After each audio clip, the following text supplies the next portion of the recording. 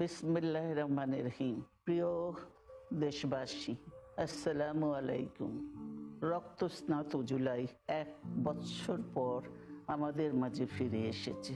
দীর্ঘ 16 বছর ফ্যাসিস্টদের নির্মম অত্যাচার, নির্যাতন, গ্রেফতার, হত্যা, খুনের মাধ্যমে গণতন্ত্রকে ধ্বংস করে এবং এক দলীয় শাসন ব্যবস্থা চিরস্থায়ী করতে চেয়েছিল আওয়ামী শাসক গোষ্ঠী। ছাত্র জনতার সম্মিলিত অভ্যুত্থানের মধ্যে দিয়ে ফ্যাসিবাদদের পতন ঘটেছে। সুযোগ সৃষ্টি হয়েছে নতুন করে বাংলাদেশকে গড়বার। এই আন্দোলনে যারা শহীদ হয়েছেন তাদের জানাচ্ছি আন্তরিক শ্রদ্ধা, আহতদের সমবেদনা। তাদের এই আত্মত্যাগ জাতি চিরকাল মনে রাখবে। গুম, খুন, বিচার বহির্ভূত হত্যার শিকার যারা হয়েছেন তাদের তালিকা প্রস্তুত করতে হবে। দ্রুত বিচারের ব্যবস্থা ও রাষ্ট্রীয় স্বীকৃতি নিশ্চিত করতে হবে।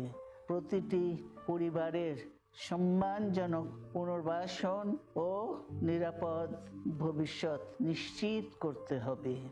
প্রিয় দেশবাসী, আমাদের সামনে যে সুযোগ সৃষ্টি হয়েছে নতুন করে গণতান্ত্রিক ব্যবস্থাকে প্রাতিষ্ঠানিক রূপ দেওয়ার, তা আমাদের দ্রুত সম্পন্ন করতে হবে। কর্মসংস্থান সৃষ্টি করতে হবে, জনগণের নিরাপত্তা নিশ্চিত করতে হবে। সর্বোপরি বাংলাদেশের স্বাধীনতা, সার্বভৌমত্বকে রক্ষা করতে হবে যে কোনো মূল্যে। বীরের এই রক্তস্রোত, মায়ের অশ্রুধারা যেন বৃথা না যায় তা নিশ্চিত করতে হবে। ঐক্য বজায় রাখতে হবে। আসুন আমরা সবাই মিলে শহীদ জিয়ার স্বপ্নকে বাস্তবায়িত করি কোটি মানুষের নতুন বাংলাদেশের নির্মাণের স্বপ্নকে। আল্লাহ হাফেজ।